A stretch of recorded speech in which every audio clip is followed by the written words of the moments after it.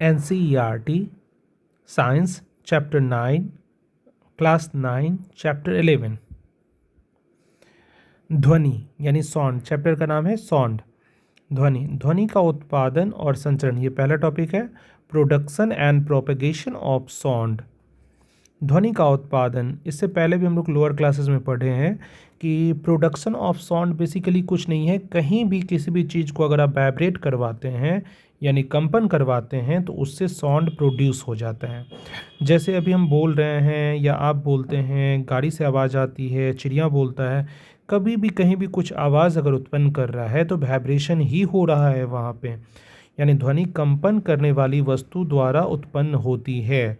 उदाहरण के लिए स्कूल की घंटी हो जो पीटने पे कंपन करती है, या स्वर रज्जुएं यानी वोकल कॉर्ड्स हो जो बोलने के दौरान कंपन करती हैं, या तबले का तना हुआ पर्दा है जो पीटने पर कंपन करता है। मतलब हर जगह आप कंपन वर्ड तो देख ही रहे हैं, यानी कंपन जरूरी है ध्वनि को प्रोड्यूस करने के लिए। ये तो था ध्वनि का उत्पादन। अब सेकेंड टॉपिक हमारा है ध्वनि का संचरण यानी प्रोपेगेट। कंपन से उत्पन्न तो हो गई, अब प्रोपेगेट कैसे करेगा, ये आगे कैसे बढ़ेगा। तो ध्वनि चूंकि एक यांत्रिक तरंग है, यांत्रिक तरंग किसको कहते हैं, मैकेनिकल वेव। जिस तरंग को प्रोपेगेट होने के लिए मीडियम चाहिए, मीडियम मतलब उसको माध्यम चाहिए, वो निर्वात में नहीं जा सकता है, यानी या तो ठोस या तो द्रव या तो गैस की ज़रूरत होती है उसको आगे बढ़ने के लिए।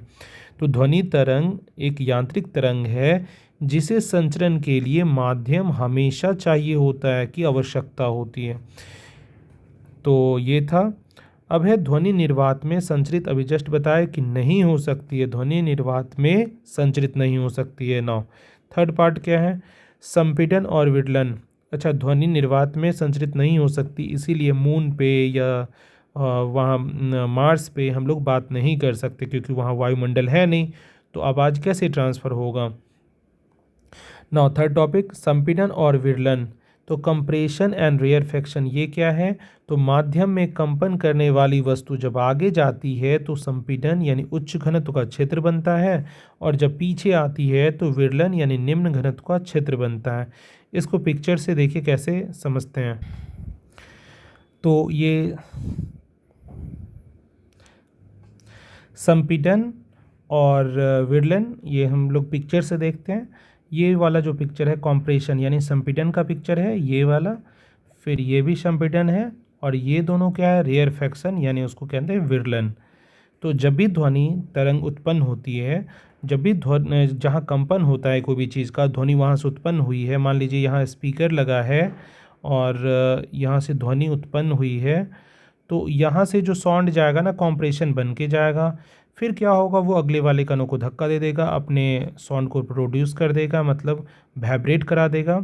प्रोपेगेशन में अगला पार्ट जो बनेगा वो रेयरफेक्शन बनेगा, फिर अगला उसका बनेगा कॉम्प्रेशन, फिर रेयरफेक्शन, यानी एक बार संपीड़न एक बार विदलन, फिर संपीड़न फिर विदलन, ऐसे वो ध्वनि आगे बढ़ते रहता है। तो इस तरह से कॉम्प्रेशन रेयरफेक्शन बना के यानी संपीड़न विदलन बना के वो आगे बढ़ता है। यही चीज़ यहाँ लिखा हुआ था कि जब आगे जाती है तो संपीड़न बनाती है, उच्च घनत्व बनाती है, और जब पीछे आती है तो विदलन यानी निम्न घनत्व बनाती है। ऐसे ऐसे ऐसे ऐसे हिल के वो आगे बढ़ते रहता है। एक चीज़ ध्यान देने वाली बात है, क्लास 12 में भी आपको पता चलेगा, बहुत अच्छे से इसको एक्सप्लेन करके पता चलेगा कि ध्वनि में तरंग आगे, ध्वनि जो मतलब बढ़ती है आगे, प्रोपेगेशन होता है साउंड का, तो कण आगे नहीं बढ़ते हैं। कण ये जो देख रहे हैं ना आप, कण कण वहीं रह जाएंगे, बस ये वाइब्रेट कर रहे हैं।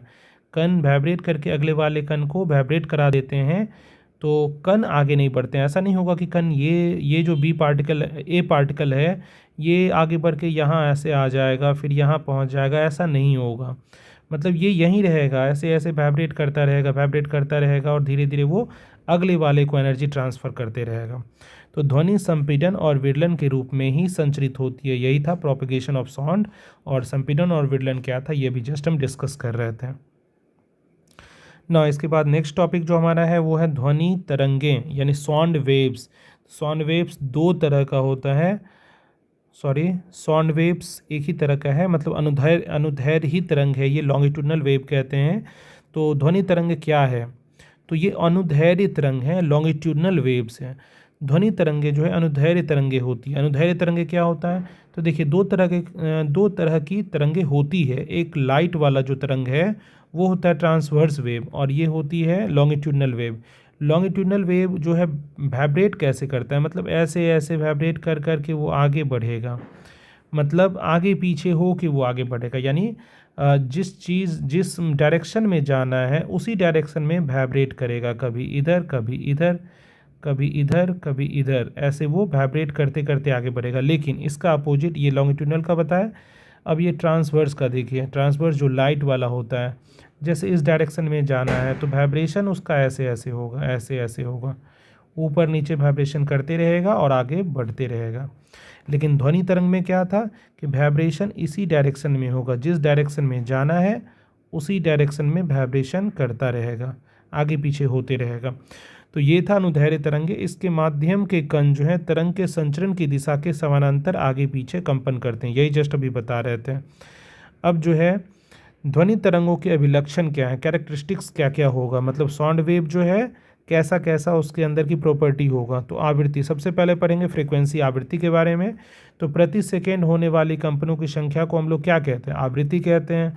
और इसको मात्रक, इसका मात्रक जो है हर्ट्ज है, यानी कहीं अगर लिखा हुआ है कि 50 हर्ट्ज, इसका मीनिंग है वो एक सेकेंड में 50 टाइम्स वो वाइब्रेट कर रहा है।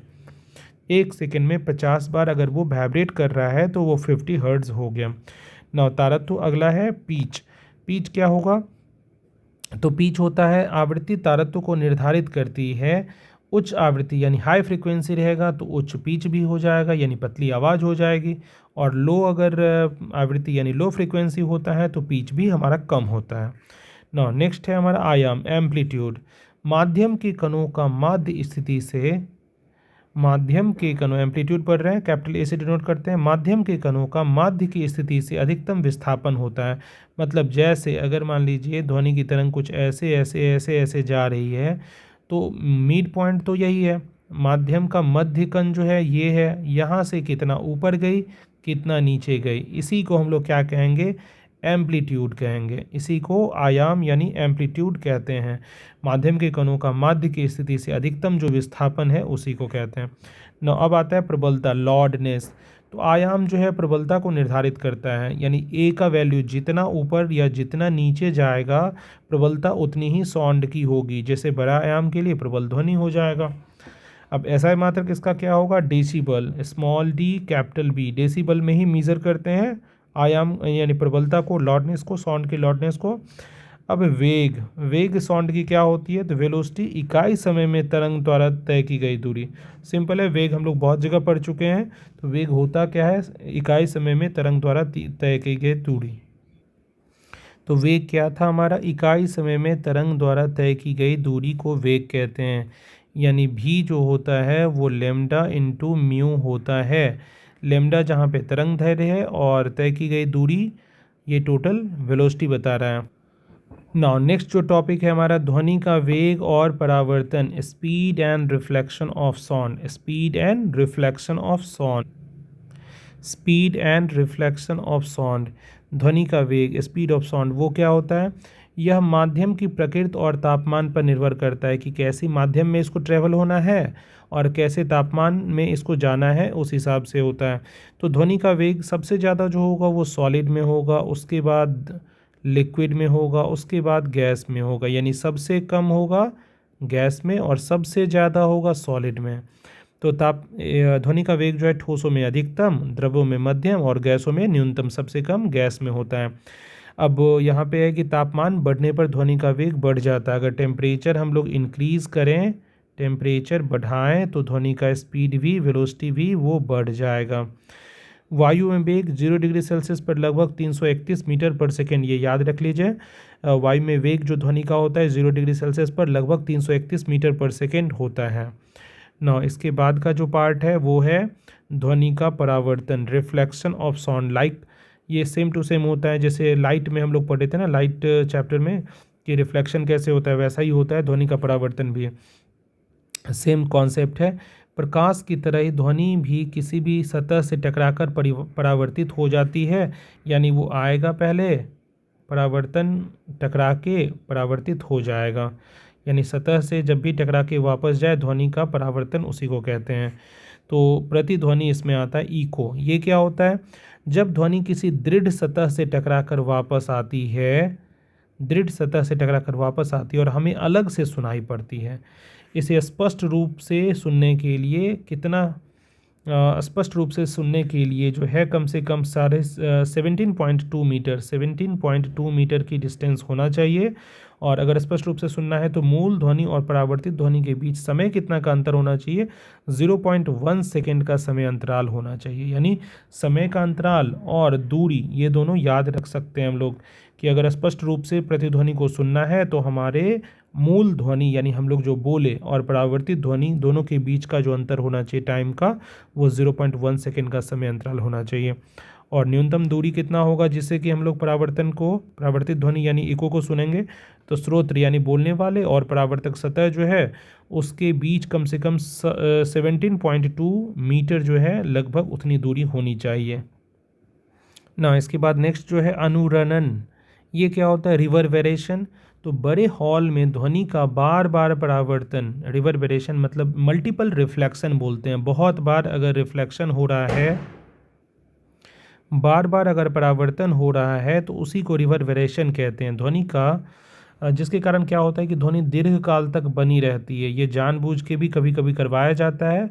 जैसे हॉल में, जैसे हम लोग सिनेमा हॉल में देखने जाते हैं तो जानबूझ के उसके अंदर का डिज़ाइन ऐसे किया होता है कि बार बार परावर्तन हो, जिससे ध्वनि दीर्घ काल तक, वो जो इको साउंड इफेक्ट आता है और बहुत लाउड साउंड आता है, बहुत अच्छा साउंड आता है, फील होता है, चारों तरफ से साउंड गूंजते रहता है। तो यही रिवर्बेरेशन कहीं ना कहीं है। और अब शोषक पदार्थ लगाकर इसको कम भी किया जा सकता है। जैसे बहुत ज़्यादा बाहर साउंड हो रहा है, मार्केट प्लेस है, तो आप अंदर में जो सेटअप, जो स्टूडियो रूम वगैरह तैयार किया जाता है, तो वैसा आप करवा सकते हैं जिससे बाहर जो है साउंड का वो अवशोषण कर लेगा और बहुत कम हो जाएगा। तो ये तो था रिवर्बेरेशन। नाउ अब हम लोग आते हैं श्रवण, परिसर और अनुप्रयोग पे। हियरिंग रेंज क्या होता है और एप्लीकेशंस इसका क्या है? तो श्रवण परिसर क्या है? Range of hearing. हम लोग का कान जो है, मानव का कान 20 हर्ट्ज से 20,000 यानी 20 से 20,000 के बीच की आवृत्ति को ही हम लोग सुन पाते हैं। अगर 20 से नीचे आ जाए तो उसको हम लोग क्या बोलते हैं? अपश्रव्य यानी इंफ्रासोनिक। जैसे कि राइनो और वेल, ये लोग इन ध्वनि का उपयोग करते हैं। एक और क्लास में ये आया था, क्लास 6 या 7 में, तो हम बताए थे कि जितने भी बड़े बड़े जीव जंतु हैं जैसे राइनोसोरस, वेल, वो सब 20 हर्ट्ज से कम पे बात करते हैं और उसी में अपना उनका काम चलता है। और परिश्रव्य तरंगे जो हैं, परिश्रव्य ध्वनि जो है अल्ट्रासाउंड, दैट मीन्स 20,000 हर्ट्ज से ज़्यादा, 20,000 हर्ट्ज से भी ज़्यादा, जिसको हम लोग नहीं सुन पाते हैं, लेकिन वो चमगादड़, डॉल्फिन, इस सब को बात करने का एक मीडियम है। उन लोगों का काम इसी से चलता है। तो अपश्रवित ध्वनि क्या हो गया? 20 हर्ट्ज के नीचे वाला, और परिश्रवित ध्वनि जो है 20,000 हर्ट्ज से ऊपर वाला। और इस दोनों के बीच ही, 20 से 20,000 के बीच ही हम लोग सुन पाते हैं ना। नेक्स्ट जो हमारा है वो परिश्रव ध्वनि के अनुप्रयोग। जो अल्ट्रासाउंड जो साउंड है उसका अनुप्रयोग कहाँ कहाँ होता है, एप्लीकेशन? तो चिकित्सा में सबसे पहले तो मेडिकल लाइन में क्या होता है? अल्ट्रासोनोग्राफी जो होता है ना, अल्ट्रासाउंड इमेजिंग, शरीर के आंतरिक भागों की जांच, इसमें इसका उपयोग किया जाता है। दूसरा है कि उद्योग में उपयोग कर सकते हैं, धातुओं के दरारों की जांच करना और चिमनियों से कालिक हटाना, मतलब ऐसे ऐसे उपयोग इनका किया जा सकता है। अब है सोनार। सोनार क्या होता है? SONAR, sound navigating and ranging इसको बोलते हैं। समुद्र की गहराई मापने में इसका उपयोग होता है और पानी के भीतर की वस्तुओं को जैसे पनडुब्बी और हिमशैल का पता लगाने के लिए इसका उपयोग किया जाता है। अभी फुल फॉर्म इसका जस्ट बताएं कि SONAR यानी साउंड नेविगेटिंग एंड रेंजिंग इसको कहा जाता है। ये था हमारे इस साउंड चैप्टर, ध्वनि चैप्टर का total topics. A lot of thanks for listening, watching, sharing, subscribing. A lot of thanks for all of things.